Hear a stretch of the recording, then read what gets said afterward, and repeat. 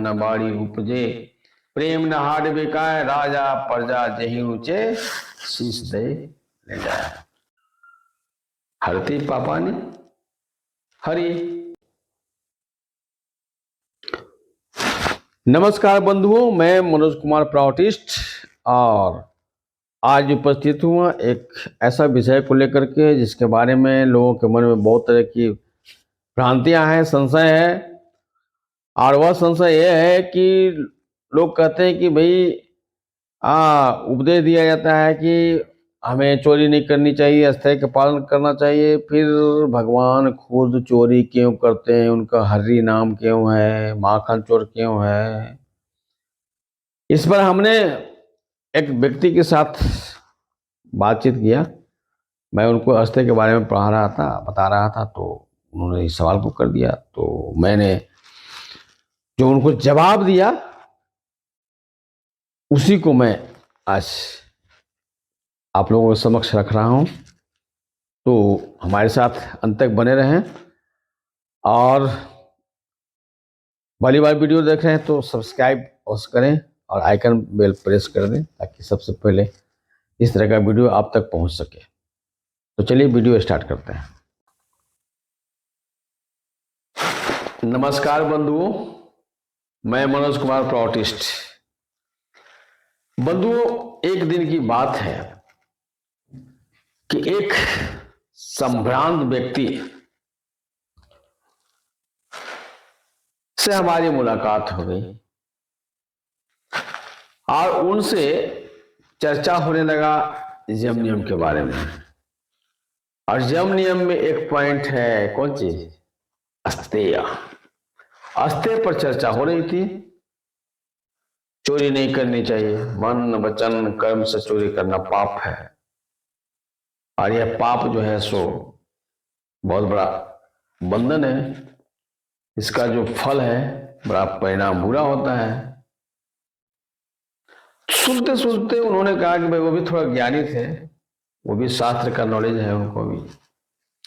तो उन्होंने कहा कि अरे भाई, आप बोलते हैं कि भगवान कहते हैं कि चोरी नहीं करना चाहिए, आस्ते का पालन करना चाहिए, मगर यार वो तो खुद ही चोरी करते हैं।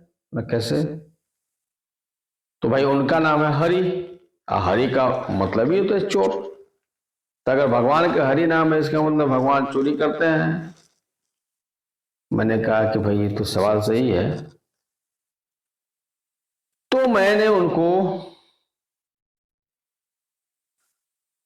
जिन शब्दों में समझाने का कोशिश किया, मैं उन्हीं शब्दों को बिल्कुल सरलता से आप लोगों के सामने व्यक्त कर रहा हूं। भाई देखिए, भक्त और भगवान के बीच जो संबंध होता है ना, बहुत ही अपनापन का होता है, प्रेम का संबंध होता है। प्रेम देखो, मोहब्बत, प्यार, प्रेम, ये मोहब्बत और प्यार जो होता है ना, उसमें उतना प्रगाढ़ता नहीं होता है जितना प्रेम में होता है। इसलिए प्रेम के बारे में तो कबीर जी कहते हैं कि प्रेम न बाड़ी उपजे, प्रेम न हाड बिकाय, राजा प्रजा जही ऊंचे, शीश दे ले जाए। तो प्रेम में त्याग बहुत ज्यादा होता है, बलिदान बहुत ज्यादा होता है। किसके लिए? जिससे मोहब्बत करते हैं, जिससे प्रेम करते हैं। तो एक भगवान जो है अपने भक्त से प्रेम करता है और एक भक्त भी अपने भगवान से प्रेम करता है। अब देखो, भक्त भी भगवान को कष्ट नहीं देना चाहता है, किसी भी स्थिति में कष्ट नहीं देना चाहता है। अब भगवान भी भक्त का कष्ट सहन नहीं करता है। अब देखो, दोनों में क्या है, एकदम दोनों एक दूसरे के कष्ट दिखाना नहीं चाहते हैं। तो भक्त क्या करता है? अब मनुष्य जो होता है ना, वो लाख कोशिश करे कुछ न कुछ पाप कर ही बैठता है, जाने अनजाने। इसी कारण से भगवान चाहकर भी अपने भक्तों को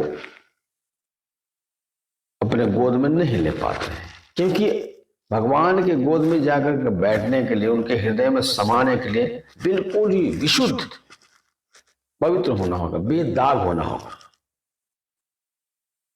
तो जब तक हमारी जीवात्मा बेदाग नहीं होगा तब तक हम परम पुरुष की गोद में जा नहीं सकते, उनमें विलीन हो नहीं सकते, उसमें लीन नहीं हो सकते।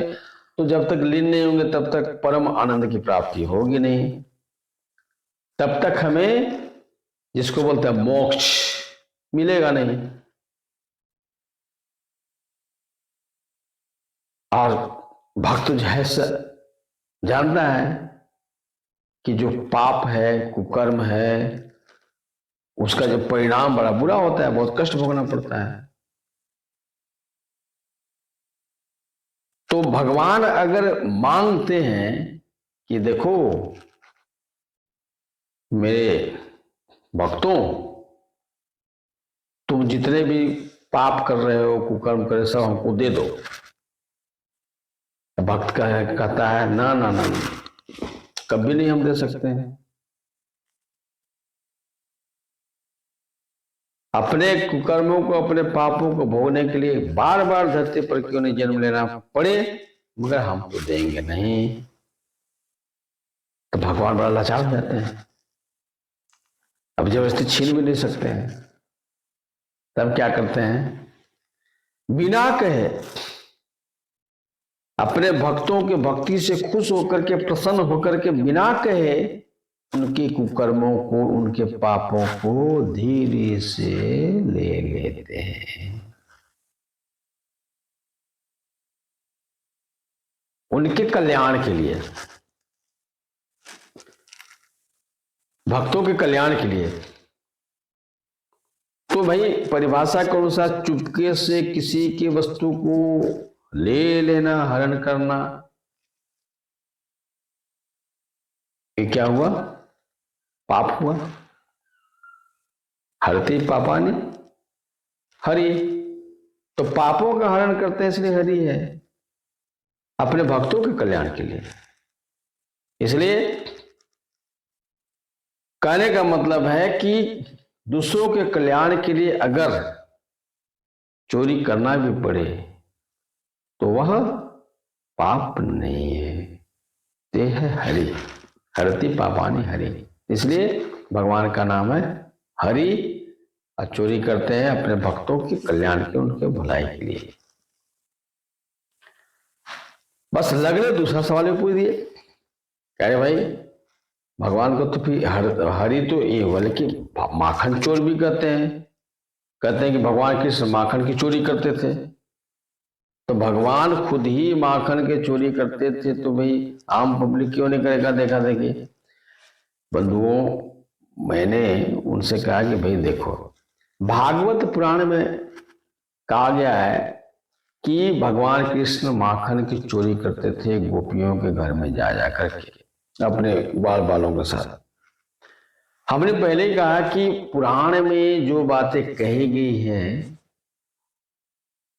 उनका अर्थ का अगर अनुशीलन करोगे, पालन करोगे तो अनर्थ हो जाएगा।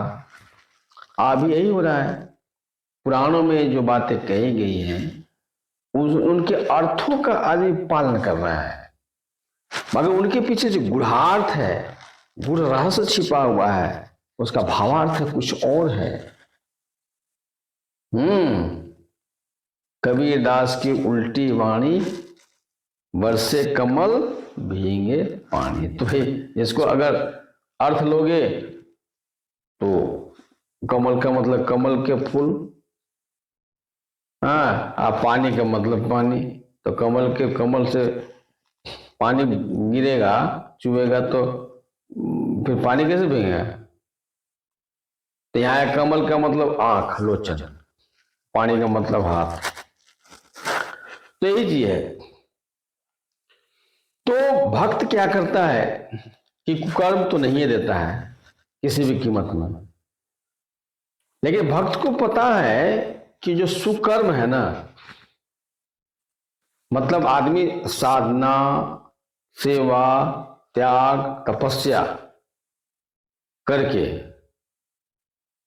जो जीवात्मा रूपी दही को मंथन करता है, उसको मंथने के बाद ज्ञान रूपी क्रीम, ज्ञान रूपी मक्खन जो उसको प्राप्त होता है और उससे जो उसको भौतिक मानसिक सुख प्राप्ति होती है, उस सुख को भी भगवान को नहीं देना चाहता है, क्योंकि उसको पता है कि सुकर्म हो या कुकर्म, सुकर्म भी तो एक तरह का बंधन ही है ना। क्योंकि ये जो साधना रूपी मथरी से जीवात्मा रूपी दही को मथते हैं तो ज्ञान प्राप्त होता है, उससे भौतिक मानसिक आध्यात्मिक क्षेत्र में मान सम्मान इज्जत प्रतिष्ठा शौक सब प्राप्त होता है। और यह भी जो है मनुष्य का पतन का कारण होता है। कहा जाता है कि एक ज्ञानी व्यक्ति, एक उच्च कोटि का साधक का जब पतन होता है तो उसकी स्थिति बहुत भयावह हो जाती है, रसातल में चला जाता है,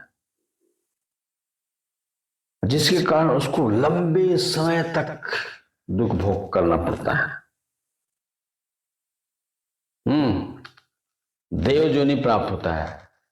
अब फिर से उसको परम पुरुष की गोद में जाने के लिए, उसको उस परम पुरुष के परम आनंदों से विलीन होने के लिए फिर से मानव देह धारण करना पड़ता है।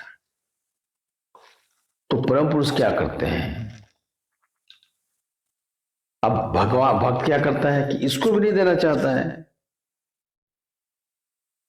क्योंकि जानता है कि भाई ये भी तो कष्ट का एक कारण है, तो इससे भी भगवान को कष्ट होगा। आप भक्त किसी भी कीमत में कष्ट नहीं देना चाहता है भगवान को। तो भगवान क्या करते हैं कि ये जो ज्ञान रूपी मक्खन है ना, इसको भी चुरा लेते हैं अपने भक्तों के हृदय में घुस करके। तो इसी को इसलिए उनको कहा गया माखन चोर। तो इस सुकर्म को भी जब चुरा लेते हैं तब भक्त क्या हो जाता है? बिल्कुल खाली, उसके पास कुछ नहीं रह जाता है। तब वो दिन रात अपने भगवान के भजन में लीन हो जाता है। अब लीन हो जाता है तो लीन हुए हुए फिर विलीन हो जाता है, मतलब उन्हीं में मिल जाता है। तो यही तो मोक्ष है, यही तो, इसी को प्राप्त करने के लिए तो इतना कुछ टंडगंड करना पड़ता है। तो यही माखन चोर। तो जब तक भगवान माखन चोरी नहीं करेंगे तब तक उनके गोप और गोपियों का कल्याण नहीं हो सकता। गोप का मतलब क्या होता है? भक्त, प्रेम करता है। गोपी का मतलब वो महिलाएं जो प्रेम करती हैं भगवान से, यह माखन चोरी का। तो इसलिए श्री श्यानंद मूर्ति जी कहते हैं कि भाई भगवान कृष्ण ने कभी किसी गोपी या गोप के घर में जाकर के माखन नहीं चुराया। असल बात यह है, इस बात को जानते नहीं हो, समझते नहीं हो, तो उल्टा पुल्टा बात बोलते हैं। तो मित्रों, ये जो हमने हरि और माखन चोर का व्याख्या किया, इसका आधार है हमारे इस सदी के महान दार्शनिक गुरु तारक ब्रह्म श्री आनंद मूर्ति जी का। तो कैसा लगा? कमेंट बॉक्स में वैसे ही अपना कमेंट डालेंगे। और बंधुओं, अधिक से अधिक शेयर करो और सब्सक्राइब जरूर करना, आइकन बेल अवश्य प्रेस कर देना। फिर मिलेंगे इसी तरह के विषय के साथ। नमस्कार।